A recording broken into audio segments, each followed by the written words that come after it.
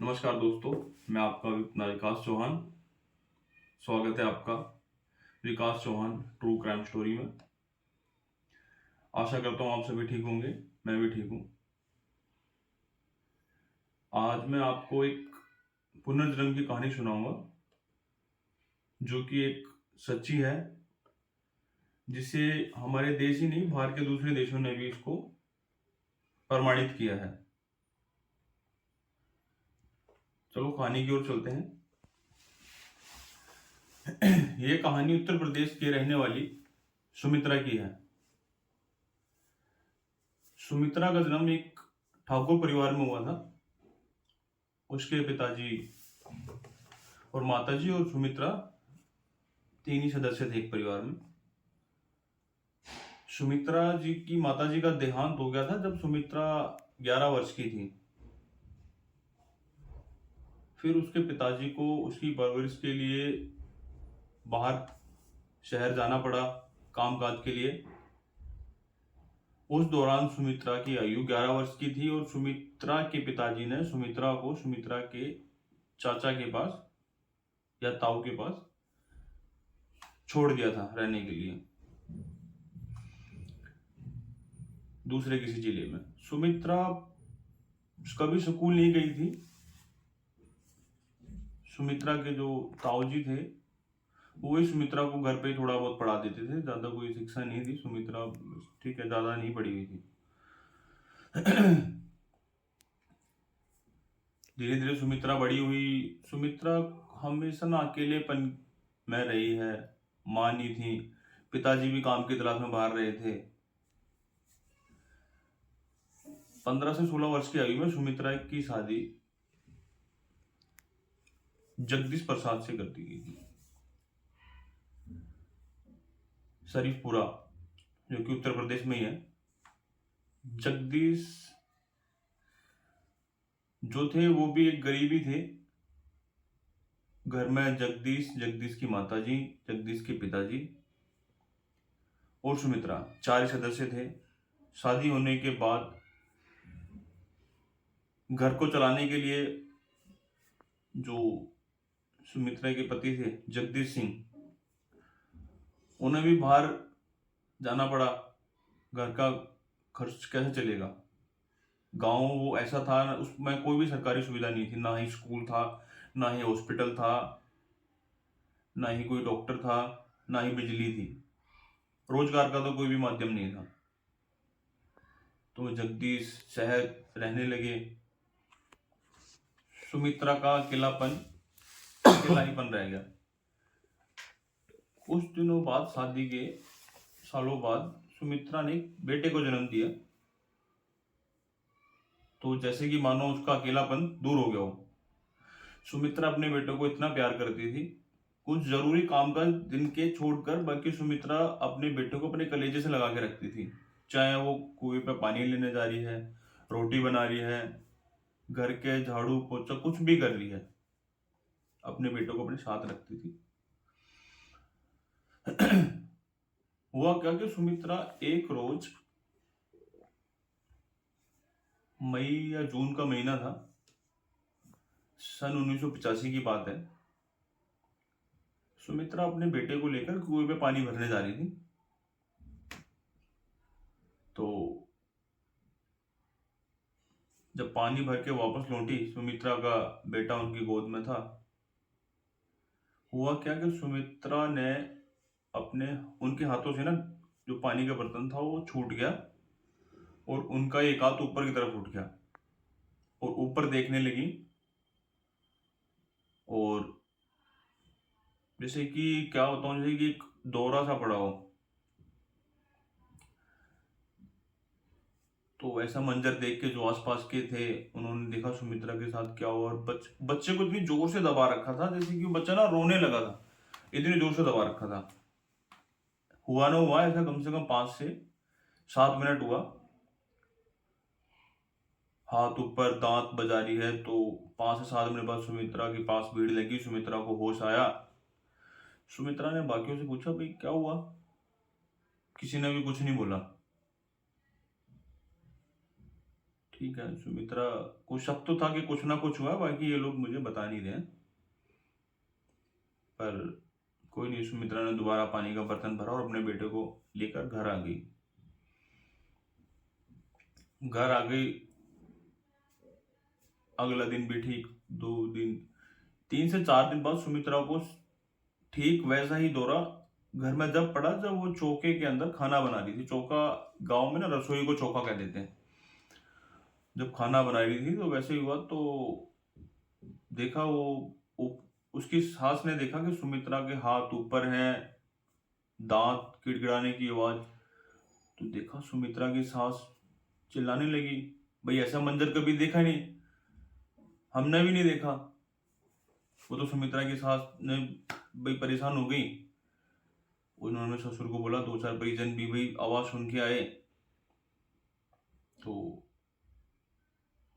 वो मंजर चलाना चला, वही 5 से 7 मिनट, लगभग 10 मिनट चला। फिर सुमित्रा ठीक, पूछा क्या हुआ, कुछ नहीं हुआ। सुमित्रा ने अपना पल्लू वगैरह उठाया, अपने सर पर रखा, सास ससुर की जैसे कि वो पल्लू करती थी। फिर कोई बात नहीं। तो ऐसा मंजर देख कर सुमित्रा की सास परेशान थे सभी बच्चा, क्योंकि बच्चा भी रखते अपने पास, घर के काम काज भी होते हैं, कोई भी पानी भी लेने जाती है। तो ऐसे में कहीं बीच में दौरा आ जाए, क्या से क्या हो जाए, अपने आप को क्षति पहुंचाए, बच्चे को क्षति पहुंचाए, या किसी गांव के किसी पर्सन को क्षति ना पहुंच जाए। तो घबराए हुए थे, तो उन्होंने खबर करी जगदीश सिंह को। वो शहर से वापस आ गए और फिर वो दोबारा कभी नौकरी करने के लिए शहर नहीं गए। वो फिर सुमित्रा के पास ही रहते थे, अपने माँ बाप के पास। जैसा भी था, घर का काम काज, जो भी गांव में दिहाड़ी मजदूरी करके अपने घर का खर्च वो चलाने लगे।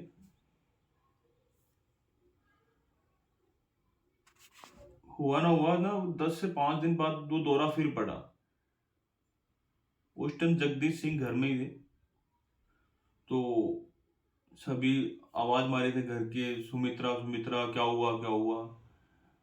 होता है क्या है कि ना, सुमित्रा ही घर में ही नहीं, हर जगह होता है कि कहीं भी कुछ भी हो जाए ना, कुछ तो ऐसे होते हैं जो भी आपकी समस्या को समझते हैं, और कुछ ऐसे होते हैं जो तमाशबीन होते हैं, वो सिर्फ तमाशा देखने आते हैं। तो उस भीड़ में कुछ तमाशबीन भी थे, कुछ उनके भावनाओं को समझने वाले भी थे। हाँ भी ठीक है, कोई परेशानी बीमारी है, कोई नहीं। उस दिन हुआ क्या था, 16 जुलाई की बात है ये, 1985 की। उस दिन सुमित्रा ने ये बोला था कि आज से ठीक 3 दिन बाद मेरी मृत्यु हो जाएगी। मृत्यु हो जाएगी, और उसके बाद सुमित्रा को लिटाया वगैरह, बिठाया। सुमित्रा ठीक, उसे कुछ भी नहीं पता। होश आया तो सुमित्रा से उसके पति जगदीश ने पूछा, भाई सुमित्रा कुछ होश है? बोला नहीं, तो मुझे क्या हुआ था, मैं तो ठीक हूँ। बोला तुमने ऐसे ऐसे कहा था कि आज 16 जुलाई है, ठीक 3 दिन बाद मेरी मृत्यु हो जाएगी, यानी कि 19 को। बोला नहीं, मुझे कुछ नहीं पता। धीरे धीरे 17 आई, 18 आई, 19 आ गई। तो घर के सभी सदस्यों ने सुमित्रा को कोई भी काम ना करने दिया, ना रसोई में जाने दिया कहीं आग ना लग जाए, ना कुएं पे जाने दिया, कहीं कुएं में कुछ पैर वैर फिसल जाए, गिर ना जाए।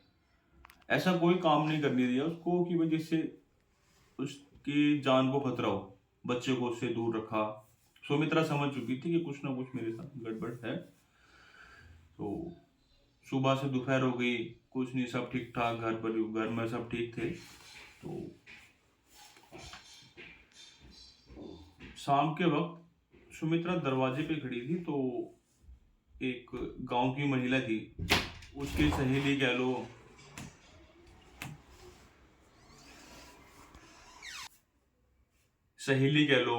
जेठानी कह लो, या दुरानी कह लो, घर में ही रहती थी, बाकी कुएं पे आती जाती थी, तो बातचीत हो जाती थी। तो वो सुमित्रा के पास रुकी और सुमित्रा से पूछने लगी, बोले सुमित्रा ये क्या हुआ, तेरे को क्या हो गया है?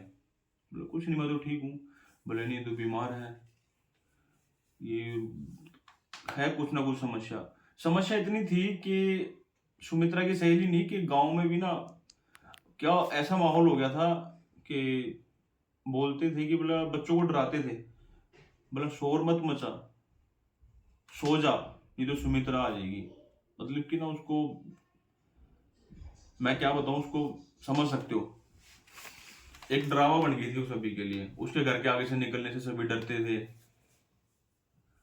तो बात करते करते सुमित्रा के साथ क्या हुआ, उस दिन सुमित्रा के दोनों हाथ ऊपर उठे और सुमित्रा स्तंभ रह गई, जैसे बिल्कुल स्टैचू खड़ी की खड़ी रह गई। उस दिन उसका हाथ में बच्चा नहीं था, वो तो खाली बात है, उस दिन उसके बच्चा उसको दिया भी नहीं गया था, खड़ी की खड़ी रह गई। जो उसकी सहेली थी उसकी ये सब मंजर देख के चीखें निकल गई, चिल्लाई जोर से। जब उसकी जोर से चिल्लाने के बाद आई तो उसके घर में से उसके पति, ससुर, उसकी सास वगैरह विरास पड़ोस के भी आए। उन्होंने देखा भाई ये तो खड़ी हुई है। फिर उन्होंने उसको लेटाया। लेटाने के बाद सुमित्रा को हिलाया डुलाया। सुमित्रा होश में नहीं आई। होश में नहीं आई तो गांव में डॉक्टर तो था ही नहीं, जैसे मैंने पहले बताया। तो गांव में एक वैद्य जी थे। वैद्य जी को बुलाया और सुमित्रा की नब्ज वगैरह वैद्य जी ने देखी और वैद्य जी ने सुमित्रा को मृत घोषित कर दिया कि सुमित्रा की डेथ हो चुकी है। कोई नहीं, सुमित्रा एक सुहागन थी। जो क्रियाक्रम की प्रक्रिया थी वो चलती रही। इधर पुरुष तो का जो काम होता है वो अपना करते रहे, इधर महिलाएं उसको श्रृंगार वगैरह करती रही। लगभग 10 से 12 महिलाएं थी जो उसके उस कार्यक्रम में थी, उसको श्रृंगार वगैरह करना, नहलाना वगैरह। हुआ क्या, लगभग ना 50 मिनट से 55 मिनट बाद ना एक महिला अंदर से चीखती हुई आई। उसके तुरंत बाद दूसरी आई। उनको काबू किया, बोला हुआ क्या, ऐसा क्या हुआ, क्यों चीख रहे हो। बोला सुमित्रा जिंदा है। सुमित्रा उठ के बैठ गई। तो सुमित्रा मर चुकी है। वैद्य जी ने बोला, बोला मर चुकी। बोला नहीं, सुमित्रा जिंदा है। ठीक है। जितनी भी महिलाएं अंदर थी इतनी डर चुकी थी राहुल भाई कि वापस बाहर आई सारी। ठीक है भाई, पुरुषों ने काबू किया उनको, महिलाओं को, अंदर गए, देखा तो सुमित्रा जिंदा बैठी हुई थी। और सुमित्रा, जब उसका पति जगदीश उसके पास गया तो उसने जगदीश के साथ अनजानों जैसा व्यवहार किया। बोली तुम कौन हो, तुम पराये मर्द मुझे ऐसे कैसे छू रहे हो। अरुण ने बोला मैं तुम्हारा पति जगदीश हूँ। बोले नहीं, मैं नहीं जानती तुम्हें। बोली तुम्हारे सास ससुर हैं। बोले मैं, बोले बेटा, बोले मैं, पहली बात तो यह है कि मेरा नाम सुमित्रा नहीं है। सुमित्रा नहीं है मतलब कि जैसे कि उसकी याददाश्त खो गई हो। वैद्य जी को बुलाया, बोला वैद्य जी बोले ठीक है कि इसको कुछ देर के लिए अलग छोड़ दो, क्या बताओ दौरे के कारण इसका दिमागी संतुलन बिगड़ गया हो। ठीक है, कोई बात नहीं। पर घंटा 1.5 घंटा दिन गुजरते गए। सुमित्रा उन सबको अपनाने के लिए राजी नहीं थी। ना वो अपने बच्चे को जितना स्नेह करती थी उस बच्चे को भी नहीं प्यार करती थी उतना। बस ठीक है। हाँ, पर एक काम वो करती थी, वो ना, सुमित्रा पढ़ी लिखी तो बिल्कुल भी नहीं थी, पर जो ये घटना हुई थी ना राहुल भाई 19 तारीख के बाद, सुमित्रा इंग्लिश में चिट्ठियां लिखती थी और अपने पति जगदीश सिंह को देती थी कि ये चिट्ठी लो और पोस्ट कर दो। जगदीश अपने पत्नी से बहुत प्यार करता था। वो उस चिट्ठी को लेके गांव के बाहर एक लेटर बॉक्स में ड्रॉप कर देता था। हुआ ना हुआ ऐसा 2 से 3 महीने तक हुआ। 3 महीने बाद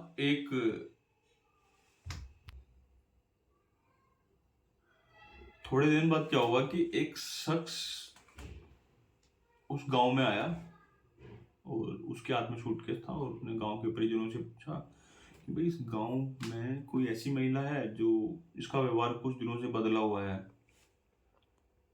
तो गांव में तो पता ही था तकरीबन सभी को कि उसने जगदीश सिंह के घर की तरफ उस इंसान उसको भेज दिया जो सूटकेस वाला शख्स था। और वो जगदीश के घर पे गए, उन्होंने दरवाजा खटखटाया तो बोले हाँ जी। बोले मैं डिबियापुर से आया हूँ, मेरा नाम राम शाह त्रिपाठी है। अच्छा बुलाइए। मैं तुम्हारे घर में कोई ऐसा शख्स है कि उसके दिमागी संतुलन बिगड़ गया हो, मतलब कि? बोला नहीं, ऐसा तो नहीं, सॉरी। बोला सॉरी, तो उन्होंने बोला कि हाँ हमारे घर में है। बोला अच्छा। बोले बैठिए आराम से। साई त्रिपाठी जी। जैसे ही उसने ये नाम सुना ना सुमित्रा ने, तो वो अंदर से भागी भागी दौड़ी आई, त्रिपाठी जी के गले लग गई और उसने बोला पापा। त्रिपाठी जी बोले भाई अनजान लड़की मुझे पापा कह रही है। उन्होंने बोला नहीं, तो बैठो बैठो, आप बैठो। नहीं, बोली नहीं, मैं आपकी शिवा हूँ, शिवा त्रिपाठी, आपकी बेटी। मेरी बेटी? मेरी बेटी की तो शादी हो गई उधर। बोली नहीं, मैं आपकी बेटी हूँ शिवा त्रिपाठी। और रोने लगी।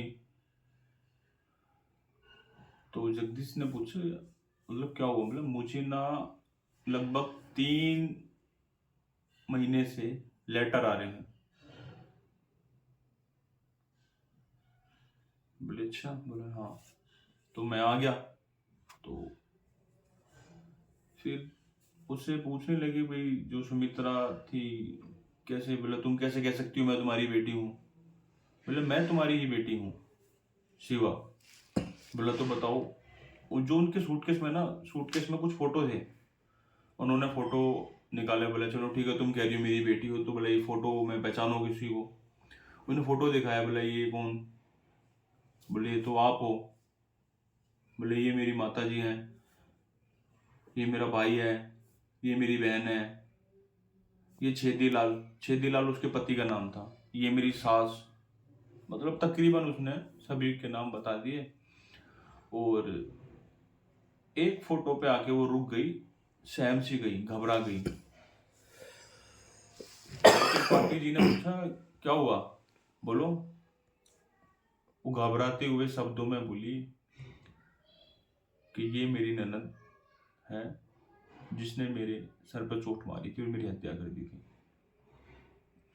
इतना सुनते ही त्रिपाठी जी ने सुमित्रा को गले से लगाया और रोने लगे। तो उसने बताया कि हुआ क्या था कि अब शिवा के बारे में थोड़ा सा आपको बताता हूँ। शिवा का जन्म है जो एक ब्राह्मण परिवार में हुआ था, राम साई त्रिपाठी जी के घर में। वो उनकी बड़ी बेटी थी।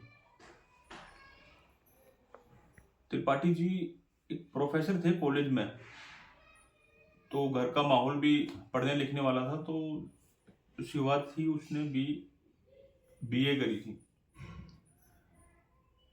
और उसकी शादी छेदीलाल से करवा दी गई थी। छेदीलाल के घर में सबसे पढ़ी लिखी बहू थी शिवा। पर उनके घर में ना एक मानसिक संतुलन ना ये थी कि भाई पढ़े लिखे घर से है और इसके पिताजी नौकरी करते हैं अच्छे पद पर। दहेज दहेज के करके उसको परेशान करा गया, कराना बहुत परेशान किया गया। 1980 में उसकी शादी छेदीलाल से कर दी गई थी। उसके 2 बच्चे थे, रिंकू और टिंकू। उसने अपने बच्चों को भी पहचाना था फोटो में कि ये रिंकू है मेरा बेटा और ये टिंकू है। 1985 की घटना उसने बताई कि 18 जुलाई 1985 को लड़ाई इतनी चरम सीमा पर पहुंच गई थी कि उसकी जो ननद है ना, उसने उसके सर को ऐसे कुचल दिया था मानो जैसे कि चटनी बना दी हो। और रातों रात उसकी डेड बॉडी को ले जाकर पास ही रेलवे ट्रैक पर रख दी थी। और अगले दिन अफवाह फैल गई थी कि सुमित्रा ने खुदकुशी कर ली। पर सुमित्रा नहीं, सॉरी, शिवा ने खुदकुशी कर ली। पर शिवा की जो बहन है ना, उमा, उमा के कहने के मुताबिक ये बताया गया कि जो शिवा की डेड बॉडी थी सबसे पहले छेदीलाल उसके पति ने देखी थी। डेड बॉडी लाने के बाद घर पे क्रियाक्रम के लिए उन्होंने इतना भी इंतजार नहीं किया था कि दिव्यापुर से शिवा के पिता राम शाह त्रिपाठी जी को भी आने दें। क्रियाक्रम इतना जल्दी किया था, जल्दी जल्दी लकड़ी वकड़ी कर करा के उसके मामा जी के कहने पे भी कि भाई रुक जाओ, इसके पिताजी को आने तो, फिर नहीं, उन्होंने किसी की नहीं मानी और क्रियाक्रम कर दिया। क्रियाक्रम कर दिया और ठीक उसके 24 घंटे बाद 18 जुलाई को 1985 को शिवा की वहां मृत्यु हुई थी। और यहाँ 19 जुलाई 1985 को सुमित्रा के साथ जो घटना हुई थी, वो घटना लगभग 50 से 55 मिनट की थी। इत्तेफाक तो नहीं कहूंगा, पुनर्जन्म ही कहूंगा, क्योंकि उसको बड़े बड़े साइंटिस्ट भी प्रमाणित कर चुके हैं। ऐसा माना जाता है कि सुमित्रा में शिवा का पुनर्जन्म हुआ था। तो उसने सारी कहानी बताई। वो बोली मैं अपने घर जाना चाहती हूँ, अपने बच्चों के पास। वो अपने बच्चों के पास आई, रिंकू टिंकू से, दोनों से मिली। उसने बोला अब मैं उसके साथ नहीं रह सकती, छेदीलाल के साथ। छेदीलाल के साथ वो रही भी नहीं। फिर उसने ठीक है बोला, इस आदमी ने मेरा इतना साथ दिया है, जगदीश जी ने, वो जगदीश के साथ रही। और उसने अपने बेटे को, जो सुमित्रा का बेटा था, तीनों बच्चों के साथ वो रहे। 1985 से लेकर 1998 में सुमित्रा की बीमारी के कारण मौत हो गई। ठीक उसके 2 साल बाद उसके पति जगदीश की भी मृत्यु हो गई थी। ये एक कहानी, राहुल भाई, एक कहानी नहीं है। इसको ना बड़ी बड़ी ना यूनिवर्सिटियों ने, मनोवैज्ञानिक थे अपने इंडिया के, परमेश्वर दयाल जी, इसको जस्टिफाई किया है कि ये सच्ची है। और ये शायद ही पहली ऐसी कहानी है कि जो एक प्रमाणित है। हमने तो खाली फिल्में ही देखी थी, करण अर्जुन देख ली, क्योंकि होता भी होगा। हमारी ये तो काल्पनिक थी, पर ऐसा है तो भी जब साइंटिस्टों ने जस्टिफाई करी तो होगी, सत्य होगी। धन्यवाद। खुश रहो, अपने परिवार का ख्याल रखो। बस एक छोटी सी गुजारिश है, कहानी अच्छी लगे लाइक करना, सब्सक्राइब करना, कमेंट करना। कमेंट्स के माध्यम से बताना कुछ कमी होगी, ठीक करेंगे उसको। और अगर कमियां नहीं बताओगे तो सुधार कैसे कर पाऊंगा मैं। धन्यवाद। जय हिंद, जय भारत।